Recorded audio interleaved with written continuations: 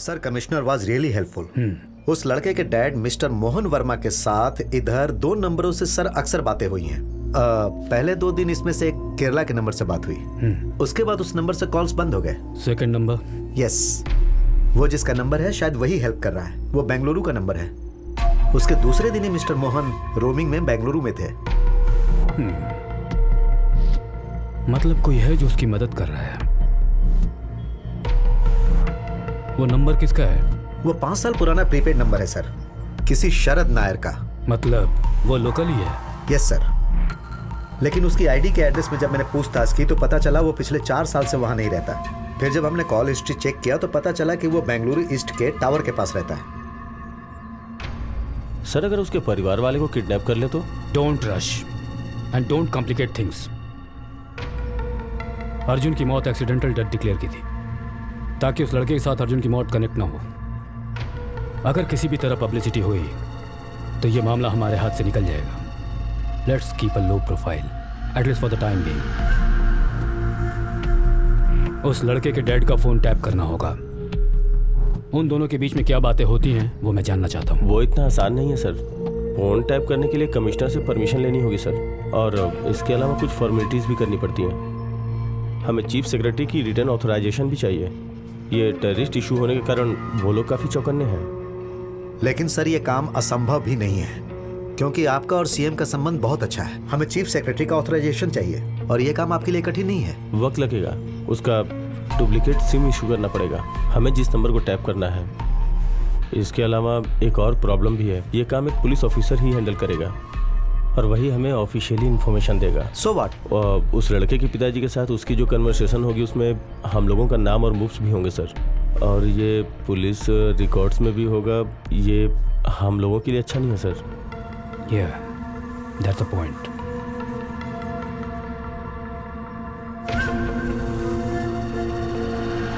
एक बात हो सकती है सर, हम कमिश्नर से कह सकते हैं कि वो सिम हमें दे दे।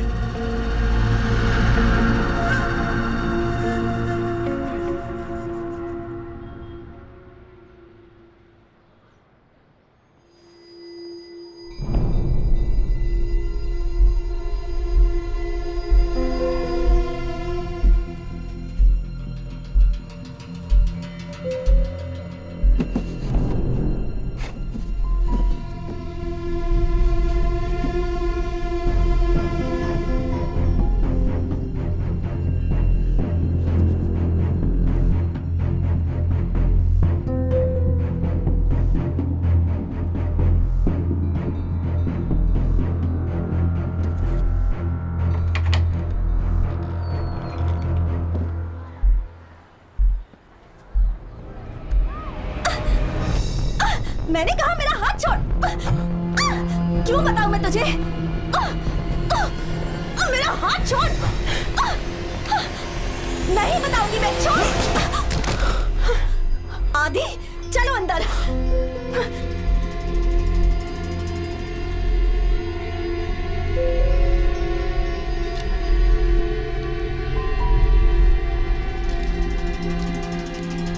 तुम्हें वहां बीच में पढ़ने की क्या जरूरत थी?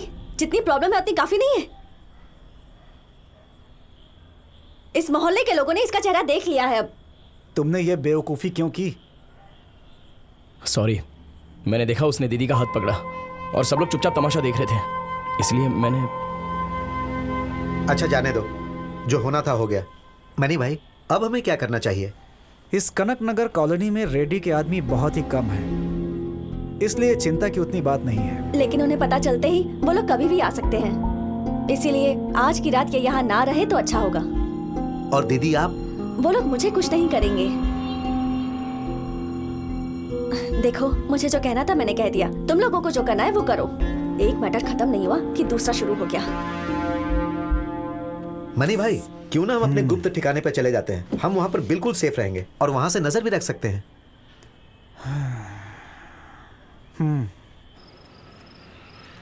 यह है हमारा गुप्त ठिकाना। वो शराब पीने की जगह है और यहाँ से हम अपना फ्लैट भी देख सकते हैं।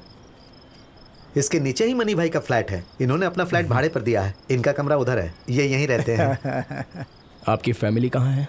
ओह, मेरी कोई फैमिली नहीं है। अपना कहने के लिए मेरी एक बेटी है, वो विदेश में नौकरी करती है, नर्स है वो। तुम पूछना क्या चाहते हो मैं समझ गया। तुम सोचते होगे मेरी ये हालत क्यों है। उसे पढ़ाने के लिए मैंने लोन लिया था। मुझे लगा कि नौकरी मिलने के बाद वो मेरी मदद करेगी, लेकिन वो एक अमीर लड़के से शादी करके विदेश में सेटल हो गई। कभी कभार वो मुझे पैसे भेजती है, लेकिन उसके पैसे से मेरी प्रॉब्लम हल नहीं होने वाली है। अभी तो मैं बिल्कुल अकेला ही हूँ। मेरी पत्नी की मौत हो चुकी है, अब मुझे पैसों की क्या जरूरत है ना। जब मैं मरूंगा तो सिर्फ मेरा एक फ्लैट ही बचा होगा, वो भी बैंक ले लेगा। और वो रेड्डी का हेडक्वार्टर है। ठंडी आपको चाहिए? नहीं, मुझे नहीं मुझे चाहिए। भी नहीं चाहिए।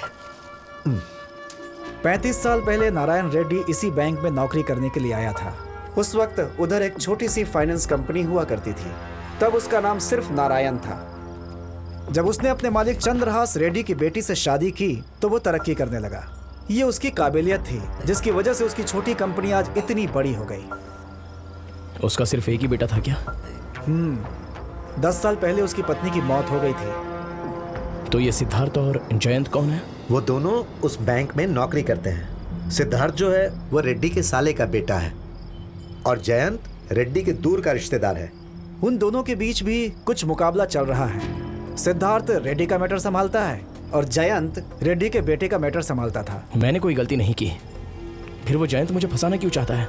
रेड्डी के बेटे की मौत जय कृष्णा की वजह से हुई। अगर ये बात उसे पता चल गई तो रेड्डी उसे छोड़ने वाला नहीं है। बस उसी डर से वो तुम्हें फंसाना चाहता है। मतलब वो रेड्डी को भटकाने की कोशिश कर रहा है। अगर ऐसी बात है तो रेड्डी को सच बताना काफी है। ऐसा हो तो सकता है, मगर उसे बताएगा कौन? उसका एक रास्ता है। उस दिन एक लड़की वहां मौजूद थी, अंजना। वो मेरी पहचान वाली है, वो उसी बैंक में काम करती है। जब वहां पर हादसा हुआ था तो वो भी वहां मौजूद थी। अगर अंजना हमारी मदद करेगी तो कैसा होगा? सोचने वाली बात तो है।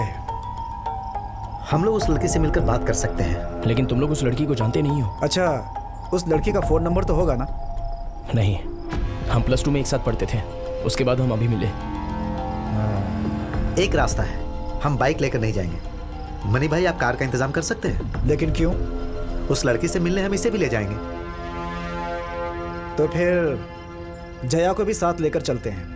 हम एक लड़की से मिलने जा रहे हैं तो हम भी अपने साथ एक लड़की को लेकर चलते हैं। हो सकता है कुछ बात बन जाए। पर मुझे नहीं लगता ये अच्छा आइडिया है। अच्छे काम के लिए जाते समय ऐसी बातें मत करो दीदी। मुझे नहीं लगता वो लड़की हमारी मदद करेगी, यही कह रही थी। उस लड़की की वजह से ही आज इसकी ये हालत है। क्या मतलब है? मतलब ये कि वो मदद करेगी, करना पड़ेगा। जरूर करेगी। चलो देखते हैं। वो जो कह रही है बिल्कुल सही है। आखिर वो भी तो एक लड़की है। एक लड़की ही दूसरी लड़की के बारे में जान सकती है। मुझे नहीं लगता कि वो लड़की अब तक जिंदा भी होगी, और अगर है भी तो दूसरे की मदद करने के लिए अपनी जान को खतरे में क्यों डालेगी? सब हमारे जैसे बेवकूफ नहीं होते।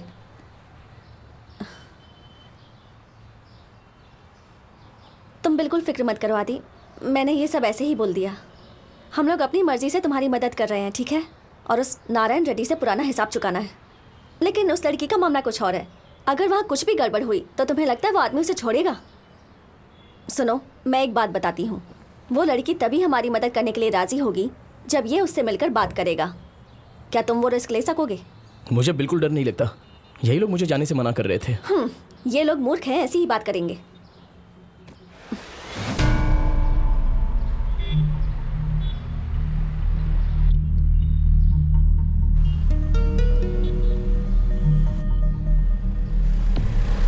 हे, वही लड़की अंजना है। हाँ?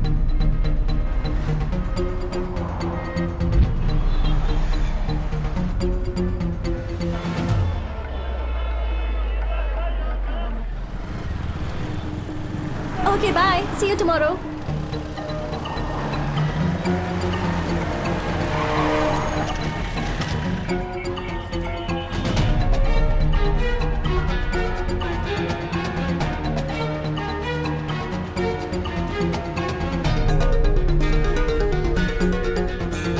अंजना।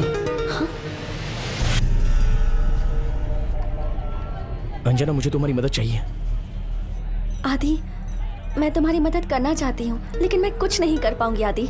उसके दिमाग में कुछ और ही चल रहा है। उस हादसे के बाद भी वो मुझ पर नजर रख रहा है। लेकिन क्यों? उससे विश्वास नहीं होता कि हम दोनों एक दूसरे को पहले से नहीं जानते हैं, इसलिए उसको मुझ पर शक है। वो यहीं कहीं होगा। मेरी समझ में नहीं आता मैं क्या करूं। I am trapped.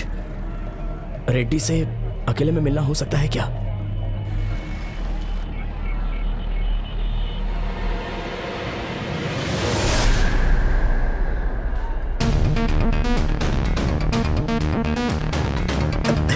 अरे फोन क्यों नहीं लग रहा?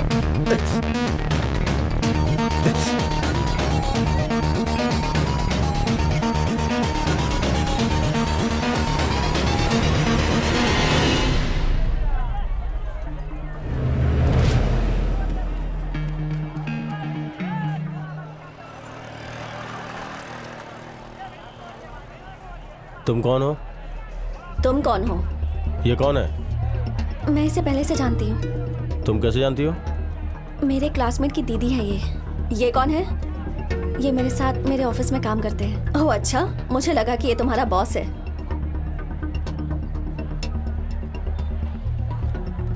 ठीक है, अब मैं जाती हूँ।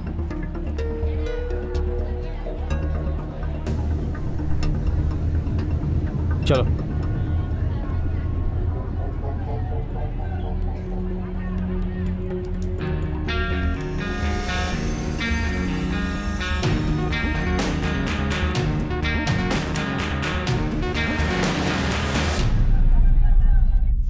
अंजना को गलत नहीं कह सकते हैं डैड।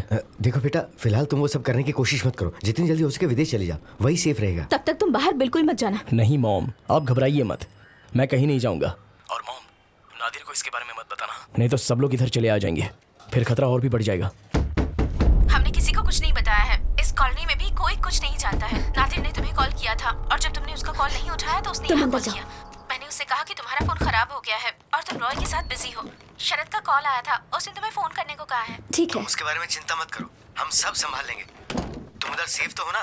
हम लोगों को बस इसी बात की टेंशन हो रही है। आदि, मुझे जरा फोन दो। डैड मैं बाद में कॉल करता हूँ। आदि, शरद ने अर्जेंटली कॉल करने के लिए कहा है। कौशल्या दीदी बताने आई थी। शायद बहुत देर से ट्राई कर रहा होगा, बिजी होगा। मुझे इनकमिंग अलर्ट भी नहीं मिला। वो सर्विसेज फालतू फोन में नहीं है। हेलो दीदी, अभी के अभी आदि को घर से बाहर जाने के लिए बोलो। उसे मेरी बाइक और हेलमेट दे दो। क्यों, क्या हुआ? रेड्डी के आदमी आसपास के एरिया में उसकी फोटो लेकर हर एक घर में जाकर उसे ढूंढ रहे हैं और वो लोग कभी भी हमारे घर तक पहुंच सकते हैं। दीदी, आप उससे कहो कि वो वहां से तुरंत निकल ले। हेलो हाँ, आप अपना फोन उसे दे दीजिए। जल्दी चलो।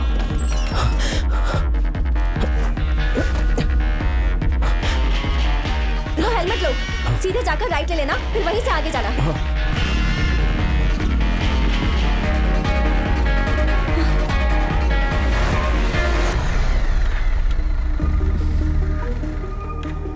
जरा रुको।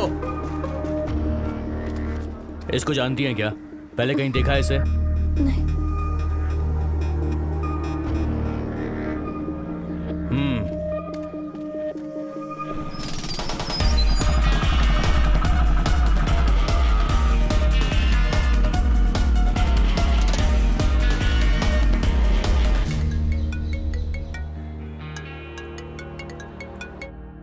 Good morning commissioner. Thank you sir, thank you so much. I will never forget this. No no no, मैं किसी को भेजता हूँ सर। Okay, thank you. उसका फ़ोन टैप करने के लिए कमिश्नर के पास दूसरा सिम है। Okay sir. वहाँ कोई जाएगा तो वो सिम दे देंगे। सर मैं लेके आता हूँ सर।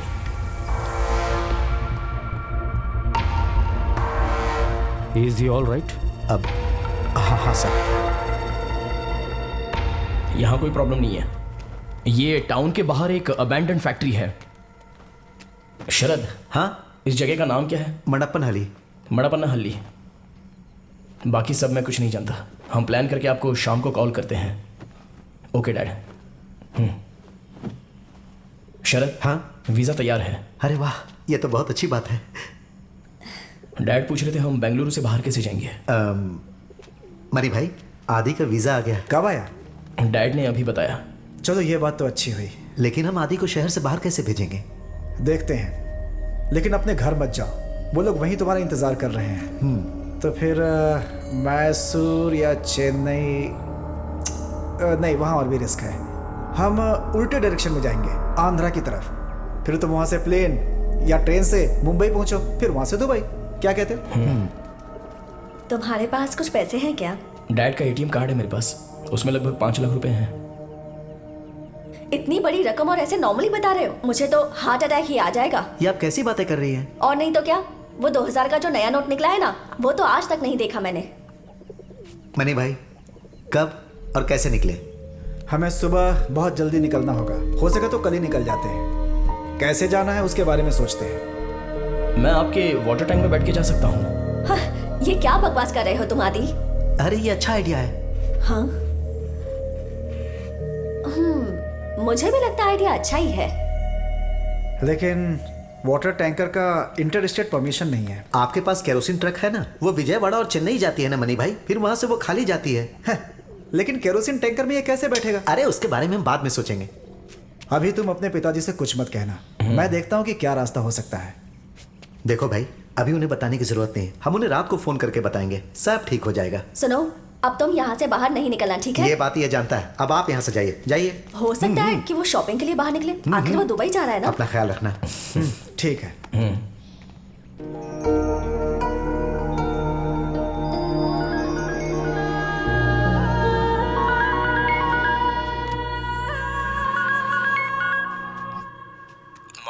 मैं डैड बोल रहा हूँ बेटा।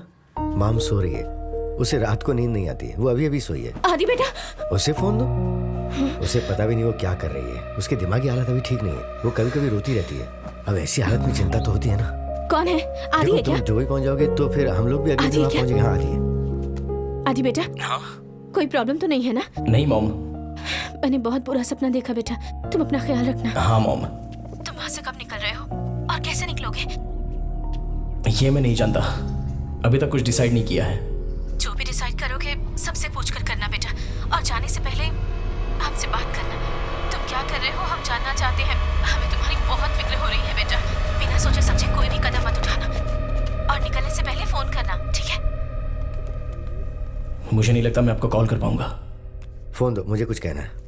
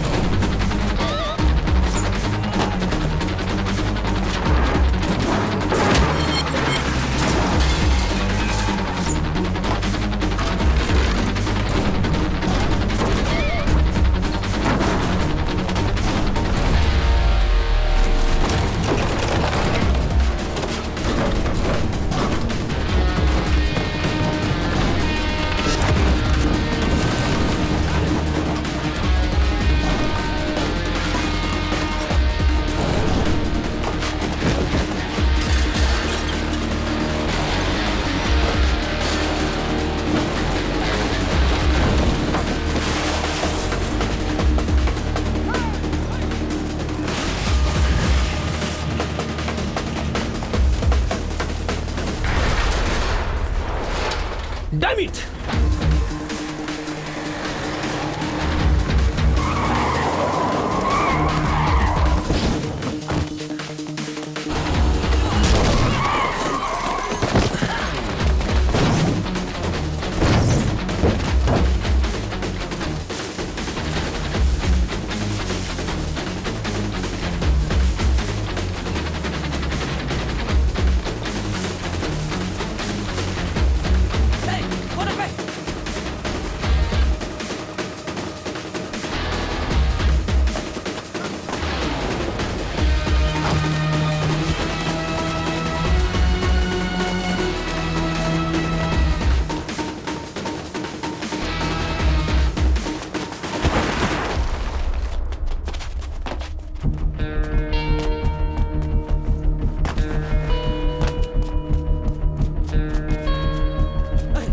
Go other side.